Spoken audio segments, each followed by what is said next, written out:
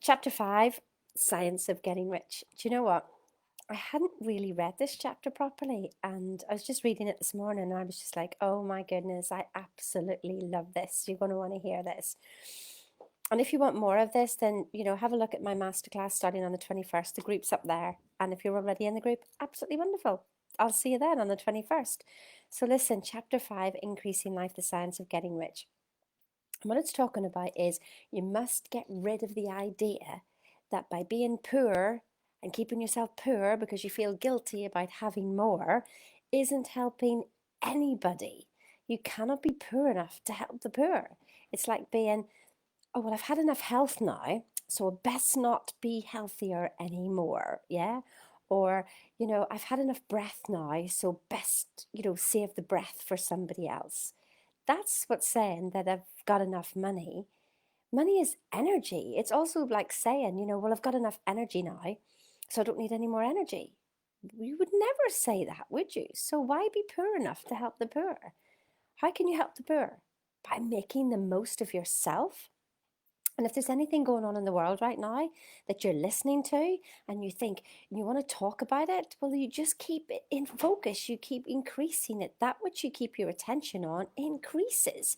So stop talking about the problems in the world and start thinking about what you want to happen in the world. Yeah. Reality is just the evidence of past thinking. So what do you want to happen? Remember, this now creates the next now. So what are you talking about now? Because that's going to be the next now. Do you want that now that you've been talking about?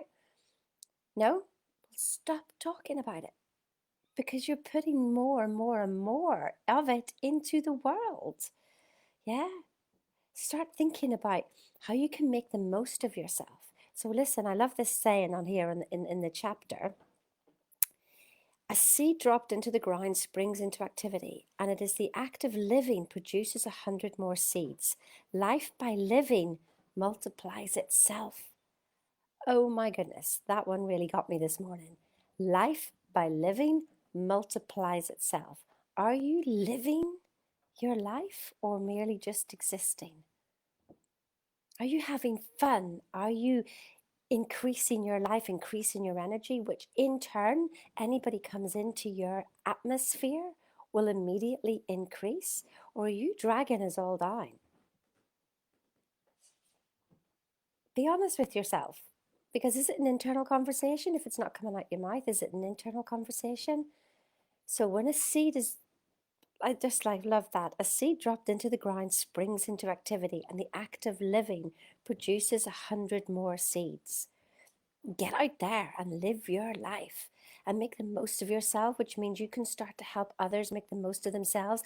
And that very change will help others and help others. And we can change the world by being better, not change the world by talking about what's going on in the world that you don't like, because you're just increasing that more and more. In order to do more, be more, and have more, in order to know more, do more, and be more, we must have more. We must have the things to use, to learn and do, and become only by using things. The desire for having more, the desire for riches, is simply the capacity for larger, life-seeking fulfillment. That's what it is. You see, if you're thinking, well, I shouldn't have, no, that's how you've been programmed. Oh my goodness, if only you knew the programming that's going on.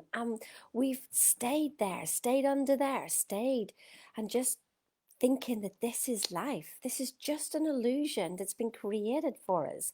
And we've all fallen for it. You're absolutely life itself in this body, seeking fuller expression. And if you don't do anything with it, that's where the frustration comes from. That's why you feel stuck, because you're not pointing yourself towards a goal. Just point yourself somewhere and go do it.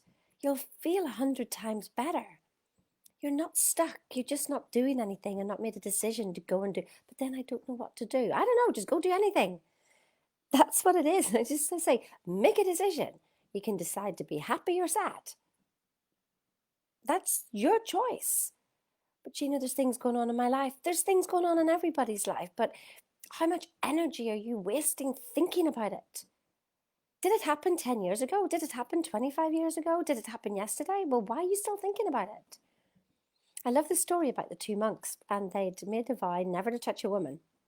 And so they're walking along, and there's an older monk with the younger monk, and he's learning off the older monk. And then they meet a woman at this stream, and there's no way she was going to be able to get across it. So the older monk picked up the woman, carried her across the stream, and they all walked across together, and he put her down. And they never said anything, and off she went, and they carried on their journey. And the younger monk was going, "But we're not supposed to be touching any women. Oh my goodness, he touched them." He went on and on and on. And an hour later, he eventually broke through and went, "I've got to ask you, we're not supposed to touch anybody. Why did you carry her across the stream?" And the older monk said, "I put her down an hour ago. Why are you still holding on to her?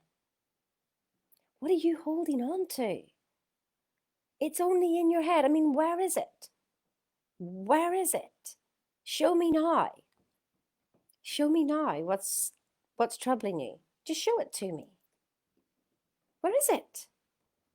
Some people say, "Oh, it's back there." And I look back there and all I see is playing kittens back there, by the way. You probably see them as well. And then they say, "Well, it's in my head." Well, where? Show me your problem. Show it to me. So if I took your brain out, I'd find it. Well, no, don't be silly. Well, where is it? Wow. It's not where, is it? Just you carrying it. And we don't carry the past because we've only got now. Well, we might be worried about the future, but we've only got now. We're doing it all now, right here, right now. So make a decision to be happy or sad. Sometimes that's what it can be down to. Make a decision to just go, right, I'm going to do that thing today. Whatever it is, I don't know, whatever you've been putting off, just go do it. You'll feel so much better. It really will be for the increase of life. Frustration and stickiness comes from just not going and making a decision. Make a decision about something, honestly, you will feel so much better, so much better. Because nature is friendly to your plans. Everything is naturally for you. Make up your mind that is true. Make up your mind that life is happening for you. Just make your mind up. Make that decision. You can either think life's happening to me. Well, there's the victim.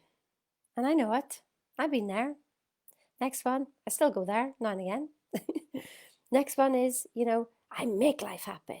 But that's so much effort. When you think that life is happening for me, it's the effortless effort. Effortless effort. Doesn't even that sound great in itself? Effortless effort. Wow. Wouldn't you like some effortless effort? Life is happening for you. Know that everything that's going on in your life is actually for your greatest good. It's to help you expand. And you think, "But Gina, it's negative." Good. Well, sometimes we need a kick up the ass to move. You've been asked to see something. You've been asked to move direction. Go do it. But even like health, you get a knock on the door. "Hello, you're not feeling well." Knock, knock, knock.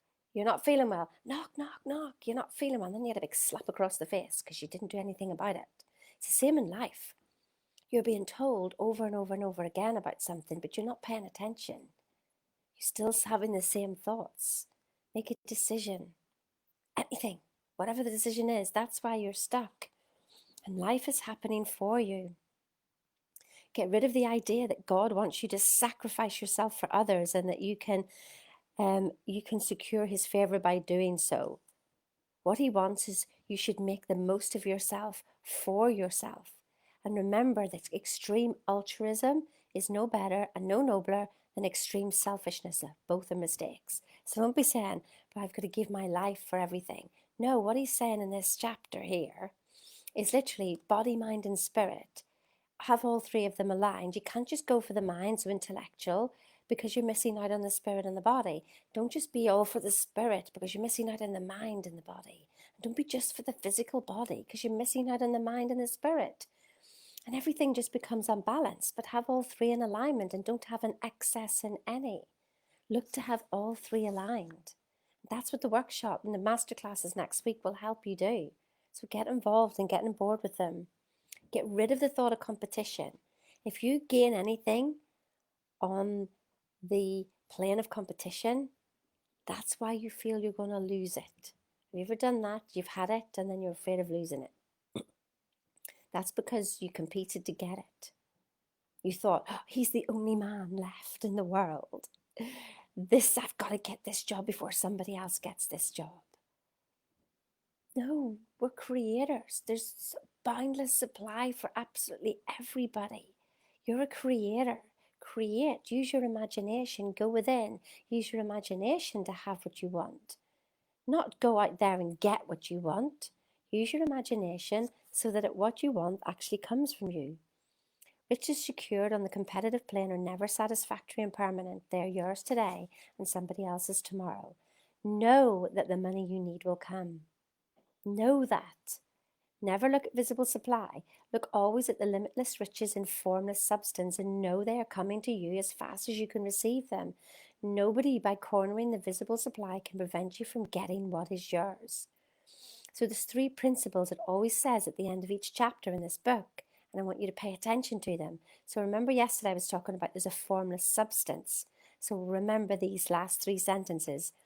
There's a thinking stuff from which all things are made, and which all things in original states permeates and penetrates and fills the interspaces of the universe. There's a thinking stuff from which all things are made. A thought in this substance produces the thing imagined by the thought. A thought in this substance produces the thing that is imagined by the thought. What are you imagining? What are you imagining? Oh, we're so good at imagining what we don't want. Oh, and look, then we don't get what we want. Funny that. Do you think it's a coincidence? Because we don't we? We go, well, this is just the way it is, Sheena. See, look. Yeah, because you keep saying it.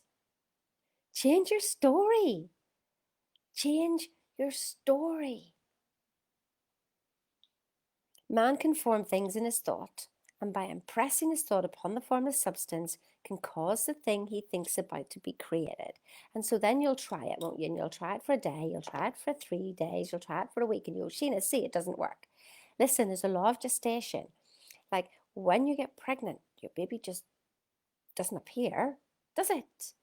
It has to grow. It takes 9 months. I don't know how long your goal or whatever it is that you want is to grow, but it's all there. It's all there. Everything you need is there. Like, for anybody who's had a baby, did you go in there and grow the baby? Like, did you take control and consciously grow that baby? Is it a miracle how we're here? We grew from tiny little seeds. Grew a full body. I grew a full body in my belly, but I didn't grow it. Crikey, I don't know how to do stuff like that. Wow, isn't the universe amazing? So why do we think with our 2% up here that we're conscious with has all the answers? 98% of what you're doing is subconscious. You have no freaking clue, but you are that powerful. But you need to make a decision. Decide. Learn to give yourself a command and follow it. Just make decisions, but remember that every thought that you're doing is actually a decision. So what have you been deciding? What are you going to decide? So you can say, oh my God, I've been deciding this, this, and this. Well, that's okay. But up until now, that's the way it was. But from now on, so careful what comes out of this, guys, because this is your wand. It's like saying abracadabra. What are you talking about? Anyway, that's me for today. See you tomorrow. Have a great day. Bye.